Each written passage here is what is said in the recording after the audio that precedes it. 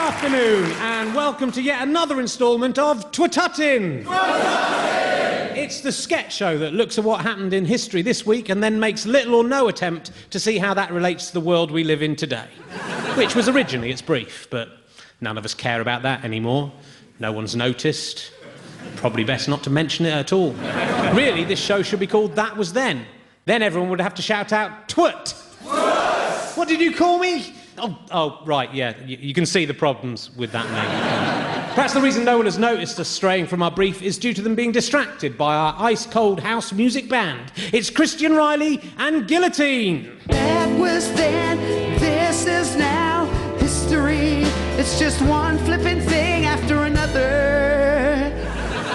Hey, Christ, good to see you. We haven't been socialising much after the shows this series. Yeah, not at all, really. So I wondered after the gig whether you wanted to come out with me and try and have sex with some of the easily impressed, vulnerable, borderline mentally ill women in the audience. Well, it does sound tempting when you put it like that, but I can't really do that because I'm married. You? Married? No way, not Christian Reilly, not the Christmeister, not Porcus Christi. Not Reilly, ace of hairy pies. You've just shattered 1 million hearts, including mine. When did you get married? Last weekend. Oh, right. My invite must have got lost in the post or something. No, it was a private affair. It was only family and really close friends. Yeah, it was a brilliant do. Thanks, Christian. You invited TV's Emma Kennedy? But she's very good friends with my wife. Are you? Yeah, me and Shaddy are like that. Shappy. Well, yeah, Shaddy's my nickname for her from way back. Did you like the present me and Danny got for you, Christian? Yeah, we've always wanted a fondue set. Oh, good. Wait, Danny and Dan, my underlings, were there too? Sort of. Yeah, but I was working. I was doing the DJ. Nice one. Yeah, and Dan was working as our waiter. Oh, thanks. You're going to come up with something cool for me. Yes, that's it. Not as a guest at You all. were working, you still bought presents, you chumps. God, I'm glad I'm not you two saddos. Oh, wasn't it brilliant when Robert McLennan got into that fight? That was great. Robert McLennan, I know that name. Hold on, he was the leader of the SDP who took over from David Owen on the 27th of August 1987. He was our guest on show 1 of the series in the Do You Remember Where You Were When X Happened feature. Do you remember? No, stop that! Where you were? Stop that! Don't try and change the subject through song. I hate it when that happens. You only met Robert McLennan 4 weeks ago. You invited him to your wedding, and not me. Yeah, but me and Robert McLennan, we just really hit it off last month. And, he's one of my best buds now. Honestly, Rich, I didn't just invite everyone in the world I've ever met apart from you. It was an excellent buffet, Christian. Thanks. Please don't take it personally. I don't mind. It's good you're married. It just means more easily impressed and vulnerable, borderline mentally ill girls for me. Do you not think that you should maybe think about settling down now, Richard? I mean, what are you, 40-odd? I'm 39. Yeah, so 40-ish. 39, it's different. Hey, Christ, how old are you? 29. Then I understand your point. I mean, I think when you're maybe 19, 20, you think it's a good idea to sleep around with lots of different people, but you get to your age, you realise it's more satisfying to be in a long-term monogamous relationship with someone you have genuine feelings and love for, but then you get a bit older, into your 30s, and you realise, no, I was right first of all, but too late now, got kids, you'd have to divide up the CD collection, better just stick out this misery until the blessed relief of death. Good luck with the marriage, though, Christ. You think no one would marry me, don't you? I'm saying nothing. If I wanted to be married, I could be easily. Oh, yeah? You want to make a wager on that? Yeah, OK, I bet you £100 I'll have found someone to marry me by the end of the show. OK, you're on. Good luck. Would anyone like to marry me in the audience? It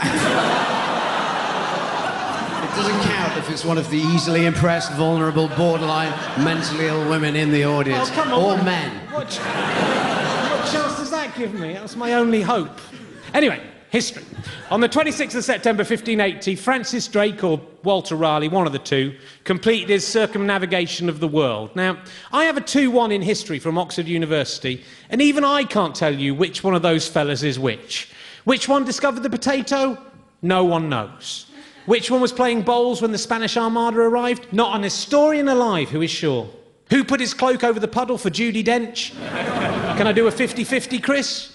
There's no point. Walter Reilly and Francis Drake will be the two names left up. It always happens. Chris Tarrant is evil. Rich, you know the company who make this show also make Millionaire? I mean, Chris Tarrant essentially pays your wages. It's probably best not to slag him off. Chris Tarrant's brilliant. And I'm sure that all the stuff going on in his private life at the moment's just a misunderstanding. Take him back, Ingrid. He's a good bloke. You're making it worse? Well, I have to say, I do really fancy his wife, though, with her little gap-toothed smile. Maybe I could marry her. She's free now, you know. She'll be loaded. Who wants to be a millionaire? Me, that's who. If you're listening, Ingrid, then... You're just digging yourself in deeper, Herring. Oh, OK. But anyway, no one knows what was done by Reilly and what was done by Drake. No one. Sharp, they don't. No one knows without looking it up. And then the minute they've put the book down, they're not sure again. Which is why I'm using this history platform to make a revolutionary suggestion. Walter Reilly, Francis Drake, from now on, why don't we just make that the same bloke in history? That would just make history a lot easier, wouldn't it? It would just make it cooler for the kids. Everyone would be able to understand it. And then if that works, I suggest they cross out all the boring stuff that happened before 1066 and replace it with Lord of the Rings. 1065, Frodo destroys the ring. 1066, Harold shot in the eye. Seamless. That was then, this is now. And why not replace those dull Middle Ages with the books of J.K. Rowling? The 25th of September 1764 saw the birth of Mutiny on the Bounty mutineer Fletcher Christian, the only character in history to have a surname for a first name and a first name for a surname. He's the only one. Stop trying to think of others. There aren't any others.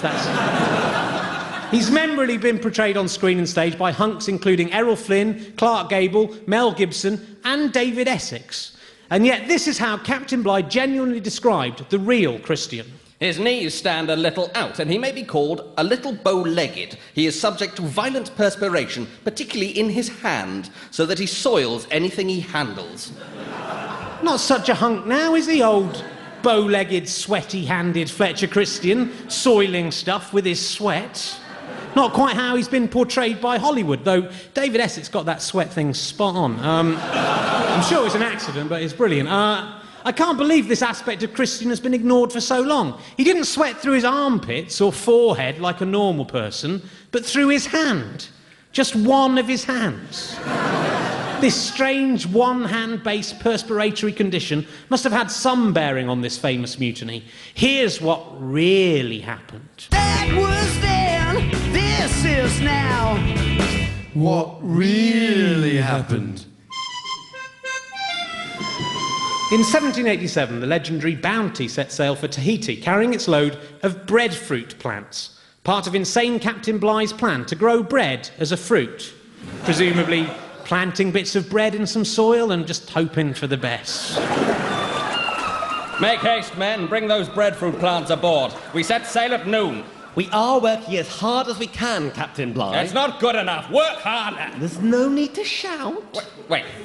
What's up with these breadfruit plants? They're all soiled with some kind of sticky, salty liquid. What is this stuff? These breadfruit plants are ruined. Oh, sorry, Captain, that's my hand sweat. Oh. I suffer from a medical condition which means my hand sweats quite badly. Yeah. I did give you a note from my mum explaining I shouldn't be made to touch anything that might get contaminated with my sweaty hand sweat, but you screwed up the letter and threw it back in my face and called me a pansy. What's your name, sailor? Oh, how do you do? I'm Christian. Lovely to meet you.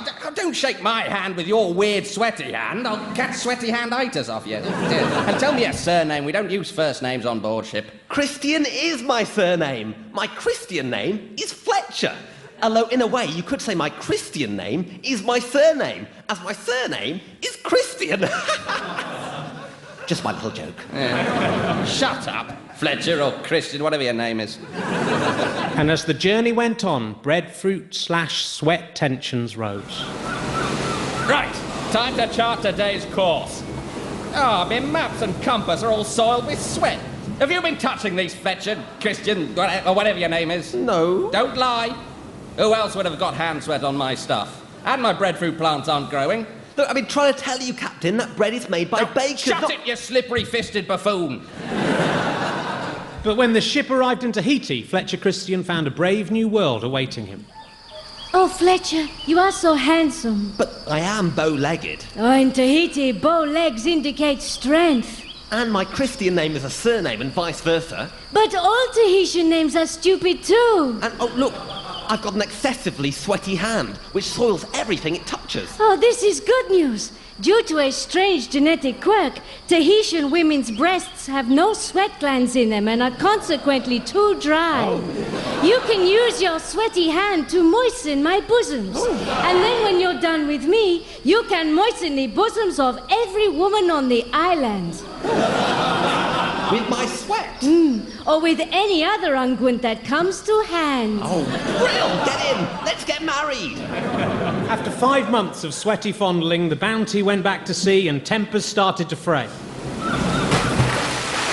Ah, Fletcher, Christian, whoever you are, that's the third telescope that's slipped out of your hands on this voyage. Drippy fingers. No, that's enough. I've had enough of you mocking my hand. Oh. It's discrimination. I am disabled and I could have equal opportunities on you, if it existed. Yes, I may have one sweaty hand. And bow legs. Yeah. And a back to front neck. Look, you're making this worse. Eh? But judge a man not by how moist and soiling his hand may be, but by his actions and his deeds. Give me that sword, sailor. Oh, damn this sweaty hand. It's time for a mutiny. Are you with me, men? Not really, no. No, the captain's right. The whole sweaty thing's a bit gross. I really like Captain Bligh. He's harsh, but fair. Yeah. Look, I tell you what, if you mutiny with me, you can come back to Tahiti and help me massage unguents into the native girls' bazoomas. He makes a good case. Mutiny! Mutiny! Mutiny! I'll get back to civilization, Fletcher. I mean, whatever. And I will tell everyone about your sweaty hand, and you'll go down in history as naught but a sweat-handed nincompoop. No, I won't. No one will remember that. They'll just remember that you were a div Yeah. and then name a chocolate bar after your ship. So check on, Captain Bligh. You amateur. Stop shaking hands, sweat on me. And that's what really happened. Even a bow-legged, sweat-handed mutineer with a surname for a Christian name and a Christian name for a surname could find someone to marry him. Why am I still on the shelf? Well, maybe you should widen your horizons a bit. Gay marriage is illegal now, you know. I'm not so desperate to get married that I would marry a man, Emma. Honestly, the blokes who do that are just giving up too easy.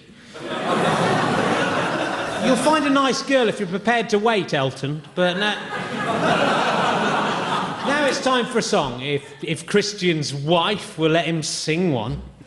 She says it's okay as long as I'm home by 2 to mow the lawn.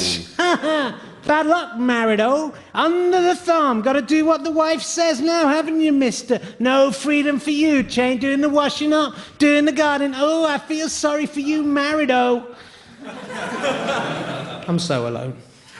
Please welcome, it's Felcher Christian himself, Christian, Reilly and Guillotine.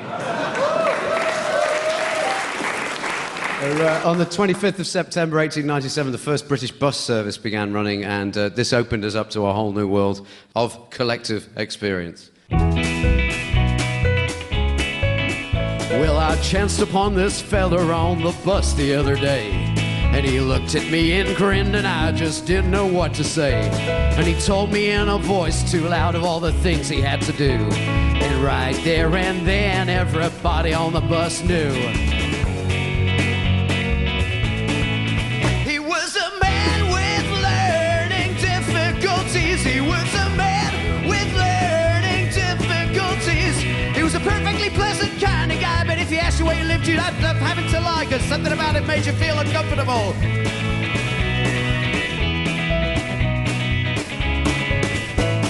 He looked at my guitar case and said, "Have you got a guitar?"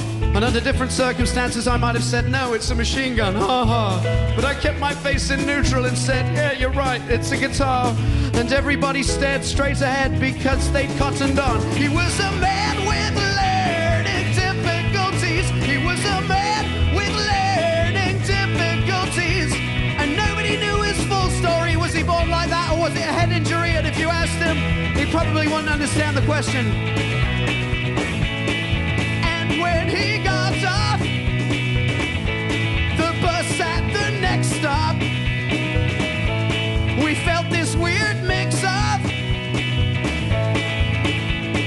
guilty for feeling relief, but mostly relief. And then another chap sat down directly after that, he looked at me and grinned, and I grinned right back. And everybody who caught his eye grinned away at him too, because right there and then, everybody on the bus knew he was a man with a facial deformity. He was a man with a facial deformity, and nobody knew what to do. We couldn't look away, but then staring and be rude. This is the last time that I visit Wales. Christian Reilly and Guillotine there, needlessly offending several groups of people. On the 27th of September 1998, Google was established by Larry Page and Sergey Brin in a garage in California when the friendless, girlfriendless nerds got together to help catalogue the exciting new information superhighway. Well, gosh, Sergey, this new internet thing is so confusing. Millions upon millions of pages about either Star Trek or child pornography and nothing else. Yeah, it's an amazing invention. But how can I be sure that when I'm surfing for something about Star Trek, I won't accidentally go to a page with child pornography on it? That would be, annoying. Yeah, it is very easy to accidentally go to those child pornography sites. As I'm sure many celebrities will discover in the future. And not all of them can just claim they were researching a book that then never comes out. And conversely, it would be terribly upsetting for some pervert on the hunt for child pornography to accidentally find himself looking at blueprints for the Delta Flyer from Star Trek Voyager. Yeah, that could really put you off your stroke. I know. Why don't we invent a kind of search engine that will be able to tell the difference between Star Trek and child pornography, ensuring there will never be a Star Trek/child pornography mix-up again? Yeah, and maybe if one day there are sites that aren't about Star Trek or child pornography, it will be able to identify those as well. Right, well, I hardly think that's likely. Sergey, the internet will forever remain the province of the nerd and the nods. No, Larry, I can foresee a day when it won't be just Star Trek and child pornography, a time when people will also be interested in looking up, say, Babylon 5 and pornography featuring adults. That will never happen. And maybe there'll be online shops where people can buy Star Trek and Babylon 5 merchandise and more pornography and maybe even order a pizza. Pizza? On the internet? Now I know you're dreaming, Sergey. Our new invention, Google, nice one, thank you, will sort the Star Trek from the child pornography, and that's all it will ever do. I estimate we can make upwards of $57 for our work. Whoa there, Larry, hold your horses. How the hell do we set up an internet search engine? That's a good question. I'll just ask Jeeves. It's time for a new feature on the show now entitled What Would Happen If What Happened Then Had Actually Happened Now Instead of Then? On 28th of September 1066, William the Conqueror landed at Pevensey in Sussex with his forces. But this week I'll be asking, what would happen if William the Conqueror landed in England now instead of in 1066? For a start, he'd probably arrive on the Eurostar, so he'd be annoyed at the cramped seats and the way too expensive tickets. And then he'd have to face passport control, who might be a bit suspicious. Hello, sir. Welcome to England. Name? William the Conqueror. The Conqueror? Of what? Oh, nothing. Yeah, I just like conkers, that's all. I'm not really planning to conquer England, if that's what you're thinking. And are you travelling with a large group today, sir? Not that large, no, about 7,000 men and 3,000 horses. Stag party? Yeah, something like that. It's certainly not a massive invasion force. And the purpose of your visit to England, is it pleasure or business, sir? Bit of both, hopefully. And are you carrying any sharp objects? Just got an arrow, that's all. You could have someone's eye out with that, sir. I could have someone's eye out with that, yes, you could. So what are you doing here? Are you, I'm here to research a book. What, like Pete Townsend? No, not like... It's called The Doomsday Book. Oh, sounds a bit sinister. No, not really. It's just like a guide to England. It's sort of a bit like Bill Bryson crossed with the Da Vinci Code. We're really nice blokes, us Normans. Look, we brought a load of wool with us to knit a tapestry. That's the kind of blokes we are. Not threatening, mainly knitting is what we're mainly interested in. Well, yeah, fair enough. Yeah. So can we come through? Do you want to taste my baby milk to prove it's not poisoned? No, that's just weird. Look, you seem all right. You're a bit French, but that's not illegal. Shame. Yeah, no. And you haven't got beards or rucksacks or dark skin, which is all we've been told to look for. So go on, in you go, but don't let me catch you starting any battles No, or no. trying to bring back over 2 litres of spirits. No way, of course not. Come on, boys, let's all go to Hastings. Oh, I won't bother with Hastings, it's rubbish. The only thing that's ever happened there was the Battle of Hastings, where William the Conqueror... Yeah, well, that's kind of the problem with this concept, where it falls down. The present really wouldn't exist without the past. It's all, you know, if we change the past, the present. Time travel doesn't really work at all. Even if you're the bloke from Quantum Leap and you jump into other people's bodies without them asking, which, let's face it, it's a bit perverted. Now time for a woman who needs no introduction because you can hear her mawkish squawks coming from miles around. Yes, it's time for Return of the Mawk. Return of the Mac. TV's Emma Kennedy. Hello, Rich. Lovely to be here as ever. So, nearly at the end of the series and still struggling to find you a format. Yes. Personally, I think the best format for you might be a coffin with you in it dead. Right. With a stake through your heart just to make sure. Maybe in Series 3. Well, hopefully. But for now, I'm returning to that crowd-pleasing favourite, births, deaths and marriages. Oh, I could never have enough of that. But there's a twist, because this week it's stupid name, births, deaths and marriages. Stupid name, Stupid births, name, deaths and marriages, you say. yes. How intriguing. That's must be how you got on TV with ideas like that. Time to find out which people with stupid names got bred, dead and wed. With TV's Emma Kennedy. Hello. I'm TV's Emma Kennedy, and welcome to TV's Emma Kennedy's Stupid Name, Births, Deaths and Marriages. It's time to discover who got germinated, terminated and sperminated this week in history. And praise be to the arse-spanking midwives, because 28th September 1967 saw the birth of Frank Zappa's eldest daughter, who we cruelly christened Moon Unit Zappa. She got off lightly, as her siblings were called Dweezil Zappa, Armit Zappa, and Diva Muffin Zappa. Now, those are proper stupid names for kids. Are you listening, Paula Yates? Probably not. Thinking about it. But scarcely is the ink dry on our birth certificates before our name is carved upon our gravestones. Here's who started pushing up the daisies this week in history. Tostig Godwinson, the Earl of Northumbria, which was a useless place to be an Earl of, hence his nickname, Tostig of the Dump. But let the dead bury their dead, for the rest of us have a livin' and a lovin' to do. And as no funny name people got married this week in history, let us celebrate the 2006 wedding of Christian Reilly and his beautiful bride, Shaggy. It's Shappy. No, Shaggy was our nickname for her at school. Because she looked like the Scooby-Doo character, not for any other reason. I'm not making this any better, move on. But there is one person with a ridiculous name who we will never be celebrating in the marriage part of this format, Richard Herring. That's his real name. What a wazzock. There's still plenty of time for me to become betrothed, Emma. Funnily enough, I reckon this is true. I could have married Moon Unit Zappa. I met her in Montreal in 1997. I interviewed her for a TV show. She was a really brilliant woman, really funny, really clever. Afterwards, she made a point of giving me her phone number. And when I look back at the interviews, I can see she obviously fancied me, but somehow at the time I had no idea. How could I have been such a fool, Emma? If I'd only realised, and I could have gone out with Moon Unit Zappa, I could have married her. That'd have shown Christian. It's too late. She's married herself now with a baby called Mathilda Plum. Mathilda? Yeah, they're obviously keeping the stupid name thing in the family. I could have had a ridiculously named child with a ridiculously named woman and given her my own ridiculous surname. Why was I such a blind idiot? That is sad, Rich, but you are an idiot.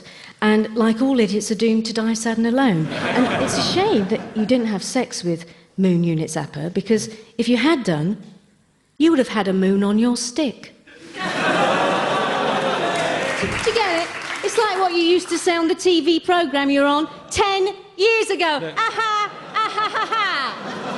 But I wish we'd stop doing this, because that's over. It's embarrassing me, all right? I don't want to bring it up. Yeah. That stuff is in the past. I've moved on. Yeah. I'm doing something different now. Scarcely. It's a bit and nothing different. you have ever done subsequently is as good as that moon on a stick thing. I've done And when loads you talking- die, Oh, that that's is all good. that will be written on your gravestone, along with the words, "No, it was his mate who wrote Jerry Springer the Opera, not him." Wait a minute, Emma. I almost forgot. You're a woman, aren't you? Yes, I am. And you are unmarried, a spinster, if you will. Well, I have been described as the Mawk spinster by some, even though I am not mawkish. Do you ever wonder if the antagonism and the verbal sparring that goes on between us is actually happening because we secretly love each other? No, I do it because I hate you. Do you secretly love me? No. But if I get engaged to someone in the next 3 minutes, I win £100 off of Christian. I'll give you £50 if you say you'll marry me. £50? I'm on TV. That kind of money might excite a radio personality like you or Jonathan Ross. But I don't prostitute myself so cheaply. £60? You're on. Yeah. Bad luck, Christian. I'm engaged to be married. You owe me £100. Congratulations, Rich. I will give you the money the second you're married. What? It's the last show next week. I think they should get married on air. What do you think, audience? No. We can't take the words of these vulnerable, borderline, mentally ill idiots. The public have spoken, Rich. There's literally no way out of this, I can see. Tune in next week to witness the legally binding wedding of me and TV's Emma Kennedy. It promises to be the wedding of the year. This should whip up some media interest, like when Kylie married Jason on Neighbours. More probably about as much media interest as when Mrs. Mangle married John Worthington. Who? Yeah, exactly. Good afternoon, listeners. Thank you very much.